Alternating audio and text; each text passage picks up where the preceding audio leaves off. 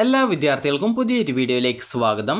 ഈ വർഷത്തെ +2 higher secondary, vocational higher secondary സേവർ ഇംപ്രൂവ്മെൻറ്റ് പരീക്ഷകൾക്കുള്ള അപേക്ഷകൾ നാളെ അവസാനിക്കും. അതായത് മെയ് 27 അവസാനിക്കും. അപ്പോൾ ചില സമയത്ത് മാത്രമേ ഈ ഒരു ഡേറ്റ് എക്സ്റ്റെൻഡ് ചെയ്യാനുള്ള സാധ്യതയുള്ളൂ. അപ്പോൾ സാധ്യത ഉണ്ടെങ്കിൽ നിങ്ങളെ അറിയിക്കുന്നതായിരിക്കും. അപ്പോൾ നിലവിൽ നാളെയാണ് ഈ ഒരു പിഴ കൂടാതെയുള്ള അപേക്ഷ സമർപ്പിക്കാനുള്ള അവസാന തീയതി. മെയ് 28, 29 തീയതികളിൽ നിങ്ങൾക്ക് 600 രൂപ ഫൈനോടുകൂടി നിങ്ങൾക്ക് അപേക്ഷ സമർപ്പിക്കാം. അതായത് എത്ര രൂപയാണ് നിങ്ങൾക്ക് ഫീസ് വരുന്നത്, അതിനോടൊപ്പം 600 രൂപ ഫൈനോടുകൂടി നിങ്ങൾക്ക് അപേക്ഷ സമർപ്പിക്കാം. സേ പരീക്ഷയ്ക്കുള്ള ഫീസ് തിയറി പേപ്പർ ആണെങ്കിൽ 150 രൂപ പെർ സബ്ജക്റ്റും, പ്രാക്ടിക്കൽ ഉള്ള സബ്ജക്റ്റ് ആണെങ്കിൽ 175 രൂപ പെർ സബ്ജക്റ്റുമാണ് ഇത് ഫീസ് വരിക. പ്രാക്ടിക്കൽ നിങ്ങൾ എഴുതിയാലും എഴുതിയിട്ടില്ലെങ്കിലും 175 രൂപയാണ് സേ പരീക്ഷയ്ക്കുള്ള ഫീസ്. ഇതിനോടൊപ്പം 40 രൂപയാണ് സർട്ടിഫിക്കറ്റ് ഫീസ് വരിക. അതുപോലെ തന്നെ നിങ്ങൾ ഇംപ്രൂവ്മെൻറ്റ് പരീക്ഷ എന്ന റെഗുലർ വിഭാഗം വിദ്യാർത്ഥികൾ ആണെങ്കിൽ 500 രൂപയാണ് ഒരു സബ്ജക്റ്റിന് വരിക. ആകെ ഒരു സബ്ജക്റ്റ് മാത്രമേ ഇംപ്രൂവ്മെൻറ്റ് ചെയ്യാൻ പറ്റത്തുള്ളൂ.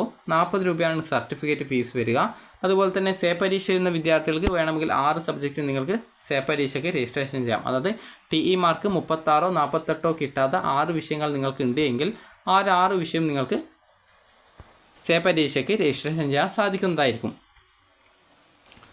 അപ്പോൾ 2025 വർഷത്തെ മാർച്ച് മാസത്തിലെ +2 കമ്പാർട്ട്മെൻ്റൽ വിഭാഗം അല്ലെങ്കിൽ +1 കമ്പാർട്ട്മെൻ്റൽ വിഭാഗം, അതുപോലെ തന്നെ +2 റെഗുലർ വിഭാഗം എന്നിങ്ങനെയുള്ള വിഭാഗങ്ങളിൽ വിവിധ വിഭാഗങ്ങളായിട്ട് പരീക്ഷ രജിസ്ട്രേഷൻ ചെയ്ത വിദ്യാർത്ഥികൾക്കാണ് +2വിൻ്റെ സേവർ ഇംപ്രൂവ്മെൻറ്റ് പരീക്ഷ എഴുതാനായിട്ട് പറ്റുകയുള്ളൂ. അപ്പോൾ ഈ ഒരു 2025 ഒരു പരീക്ഷയ്ക്കും രജിസ്ട്രേഷൻ ചെയ്യാതെ, +1ലെയോ +2ലെയോ പരീക്ഷയ്ക്കൊന്നും രജിസ്ട്രേഷൻ ചെയ്യാത്ത വിദ്യാർത്ഥികൾ എന്ത് ചെയ്യുമെന്ന് ചോദിച്ചു കഴിഞ്ഞാൽ, അങ്ങനെയുള്ള വിദ്യാർത്ഥികൾക്ക് 2026 മാർച്ച് മാസത്തിൽ നടക്കുന്ന +1 പബ്ലിക് എക്സാമിനേഷൻ, അതുപോലെ +2 പബ്ലിക് എക്സാമിനേഷൻ, ഇതിൻ്റെ രജിസ്ട്രേഷൻ്റെ കൂടിയാണ് രജിസ്ട്രേഷൻ ചെയ്യാൻ പറ്റുക. ഇതിൻ്റെ രജിസ്ട്രേഷൻ വരിക 2025 ഓഗസ്റ്റ് മാസത്തിന് ശേഷമായിരിക്കും ഉണ്ടാവുക. അപ്പോൾ നിങ്ങൾ കൃത്യമായിട്ട് dhsc.kerala.gov.in എന്നുള്ള വെബ്സൈറ്റ് സന്ദർശിക്കുക. അപ്പോൾ അതിൽ ഈ ഒരു ഓഗസ്റ്റ് മാസത്തിന് ശേഷം എപ്പോൾ വേണമെങ്കിലും സർക്കുലർ വരാം. അപ്പോൾ അതുകൊണ്ടാണ് നിങ്ങളോട് ഈ ഒരു കാര്യം പ്രത്യേകം വ്യക്തമാക്കുന്നത്. ഇനി ഈ ഒരു വീഡിയോ എന്ന് പറയുന്നത് വിദ്യാർത്ഥികൾ ചോദിച്ചൊരു കാര്യമായിരുന്നു. ഇംപ്രൂവ്മെൻറ്റ് പരീക്ഷ എഴുതി കഴിഞ്ഞാൽ നിങ്ങൾക്ക് ആദ്യം ഗ്രേസ് മാർക്ക് കിട്ടിയിട്ടുണ്ടായിരുന്നു. അപ്പോൾ അങ്ങനെയെങ്കിൽ ആ ഒരു ഗ്രേസ് മാർക്ക് നിങ്ങൾക്ക് നഷ്ടപ്പെടുമോ എന്നുള്ളത്. അപ്പോൾ ആ ഒരു സംശയത്തിനുള്ള ഉത്തരമാണ് ഈ ഒരു വീഡിയോയിൽ. അപ്പോൾ ഇന്നലെ ഒരു വിദ്യാർത്ഥി ചോദിച്ചിട്ടുണ്ടായിരുന്നു. അപ്പോൾ ഇന്നലെ വീഡിയോ അപ്ലോഡ് ചെയ്യാനായിട്ട് ബുദ്ധിമുട്ട് കാരണമായിരുന്നു അപ്ലോഡ് ചെയ്യാതിരുന്നത്. അപ്പോൾ നിലവിൽ നിങ്ങൾക്ക് ഇപ്പോൾ ഈ ഒരു വീഡിയോ കണ്ടു കഴിഞ്ഞാൽ നിങ്ങൾക്ക് ഗ്രേസ് മാർക്ക് നഷ്ടപ്പെടുമോ ഇല്ലയോ എന്നുള്ളത് മനസ്സിലാക്കാൻ പറ്റുന്നതാണ്.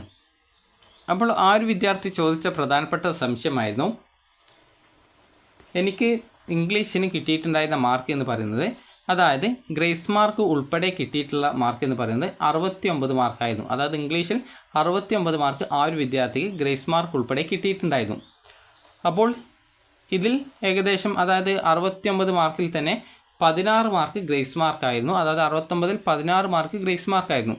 16 മാർക്ക് ഗ്രേസ് മാർക്ക് ആവുന്ന സമയത്ത് ഈ ഒരു വിദ്യാർത്ഥിക്ക് ഏകദേശം ഒരു 53 മാർക്കായിരിക്കും പരീക്ഷയ്ക്ക് കിട്ടിയിട്ടുണ്ടാവുക എന്നാണ് തോന്നുന്നത്. 53 മാർക്കായിരിക്കും പരീക്ഷയ്ക്ക് കിട്ടിയിട്ടുണ്ടായിരുന്നത്.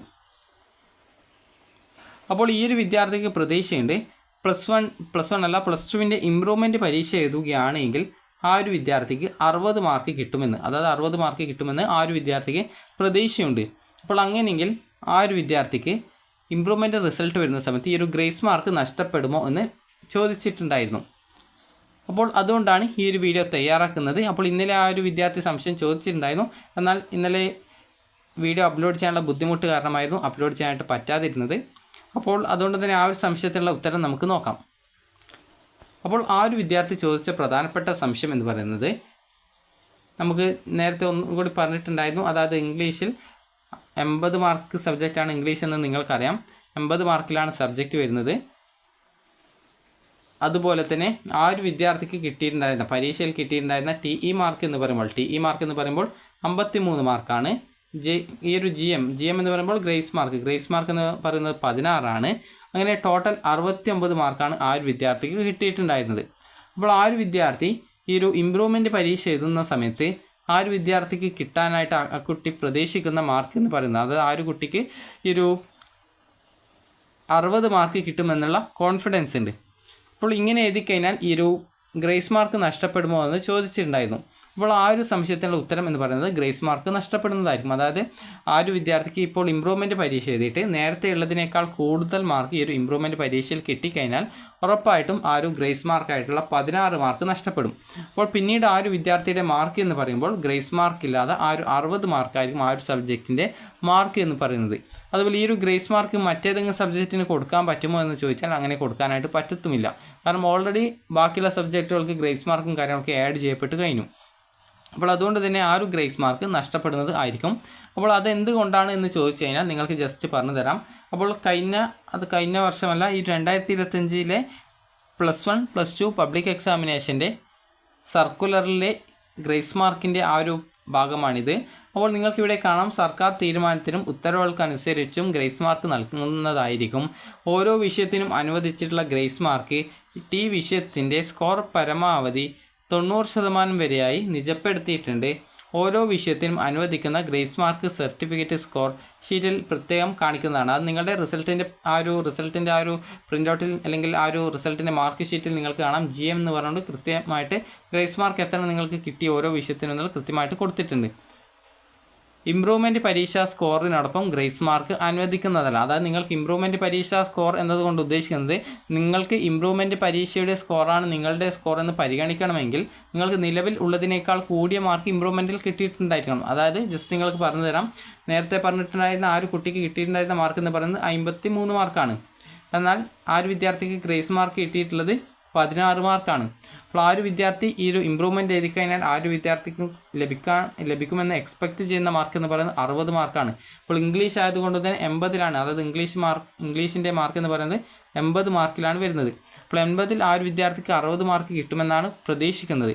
അപ്പോൾ 60 മാർക്ക് കിട്ടിക്കഴിഞ്ഞാൽ നിങ്ങൾക്കറിയാം, ഈ ഒരു ആദ്യം കിട്ടിയ ഈ ഒരു 53-നേക്കാൾ കൂടിയ മാർക്കാണ് 60 മാർക്ക് എന്ന് പറയുന്നത്. അതായത് ഏകദേശം 7 മാർക്ക് നിങ്ങൾക്ക് കൂടുതലാണ്. അപ്പോൾ അതുകൊണ്ട് തന്നെ 60 മാർക്കായിരിക്കും ആ ഒരു വിദ്യാർത്ഥി, അതായത് ഇമ്പ്രൂവ്മെൻറ്റ് പരീക്ഷയിൽ 60 മാർക്ക് കിട്ടിയാൽ ആ ഒരു 60 മാർക്കായിരിക്കും ആ ഒരു വിദ്യാർത്ഥിയുടെ മാർക്കായിട്ട് പരിഗണിക്കുക. അപ്പോൾ ആ ഒരു 60 മാർക്കിൻ്റെ കൂടി ഈ ഒരു 16 മാർക്ക് ഗ്രേസ് മാർക്ക് ഒരിക്കലും കിട്ടത്തില്ല. ഈ ഒരു ഗ്രേസ് മാർക്ക് നഷ്ടപ്പെടുന്നത് ആയിരിക്കും. അപ്പോൾ നിങ്ങൾക്ക് മനസ്സിലായിട്ടുണ്ടാവുമെന്ന് പ്രതീക്ഷിക്കുന്നു.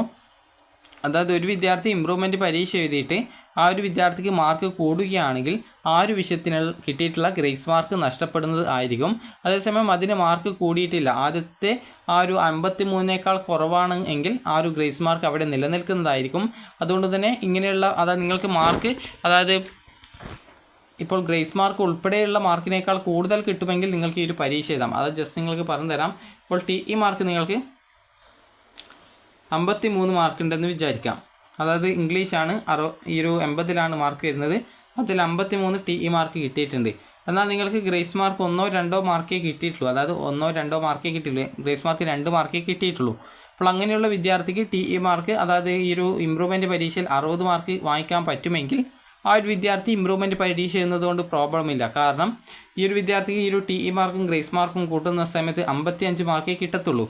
എന്നാൽ ആ ഒരു വിദ്യാർത്ഥിക്ക് ഈ ഒരു ഇമ്പ്രൂവ്മെൻറ്റ് പരീക്ഷയിൽ 60 മാർക്ക് കിട്ടുമെങ്കിൽ അത് നല്ലൊരു കാര്യമായിരിക്കും. അപ്പോൾ നിങ്ങൾ ശ്രദ്ധിക്കേണ്ട പ്രധാനപ്പെട്ട കാര്യം എന്ന് പറയുന്നത്, നിങ്ങൾ ഇമ്പ്രൂവ്മെൻറ്റ് പരീക്ഷ എഴുതി നിങ്ങൾക്ക് കിട്ടുന്ന മാർക്ക് എന്ന് പറയുന്നത് നിലവിൽ നിങ്ങൾക്ക് കിട്ടിയിട്ടുള്ള TE മാർക്കിനെയും അതുപോലെ തന്നെ ഗ്രേസ് മാർക്കിനെയും കൂട്ടിയിട്ട് എത്ര മാർക്കാണോ കിട്ടുന്നത് ആ ഒരു കിട്ടിയ മാർക്കിനേക്കാൾ കൂടുതൽ ആണെങ്കിൽ നിങ്ങൾക്ക് കൂടുതൽ കിട്ടുമെങ്കിൽ നിങ്ങൾക്ക് ഈ ഒരു ഇമ്പ്രൂവ്മെൻറ്റ് എഴുതുന്നതുകൊണ്ട് ഗുണമുണ്ടാവും. എന്നാൽ നിങ്ങൾ ഈ ഒരു ഇമ്പ്രൂവ്മെൻറ്റ് എഴുതിയിട്ട് കിട്ടുന്ന മാർക്ക് ഈ ഒരു TE മാർക്കും അതുപോലെ തന്നെ ഗ്രേസ് മാർക്കും കൂട്ടുമ്പോൾ ലഭിക്കുന്ന മാർക്കിനേക്കാൾ കുറവാണെങ്കിൽ നിങ്ങൾ ഇമ്പ്രൂവ്മെൻറ്റ് പരീക്ഷ എഴുതാതിരിക്കുന്നതായിരിക്കും നല്ലത്. അതുകൊണ്ട് തന്നെ നിങ്ങൾ ശ്രദ്ധിക്കേണ്ടത്, ഇമ്പ്രൂവ്മെൻറ്റ് പരീക്ഷ എഴുതിയിട്ട് നിങ്ങൾക്ക് മാർക്ക് കുറയുമെന്ന് നിങ്ങൾക്ക് തോന്നുന്നുണ്ടെങ്കിൽ നിങ്ങൾ പരീക്ഷയ്ക്ക് രജിസ്ട്രേഷൻ ചെയ്യാതെ ഇമ്പ്രൂവ്മെൻറ്റ് പരീക്ഷ എഴുതാതിരിക്കുന്നതായിരിക്കും നല്ലത്. കാരണം ഇമ്പ്രൂവ്മെൻറ്റ് പരീക്ഷ എഴുതി നിങ്ങൾക്ക് ഈ ഒരു ആദ്യം ലഭിച്ച ആ ഒരു പരീക്ഷയിലെ മാർക്കിനേക്കാൾ കൂടുതൽ മാർക്കാണ് കിട്ടുന്നതെങ്കിൽ നിങ്ങളുടെ ഗ്രേസ് മാർക്ക് നിങ്ങൾക്ക് നഷ്ടമാകുന്നത് ആയിരിക്കും.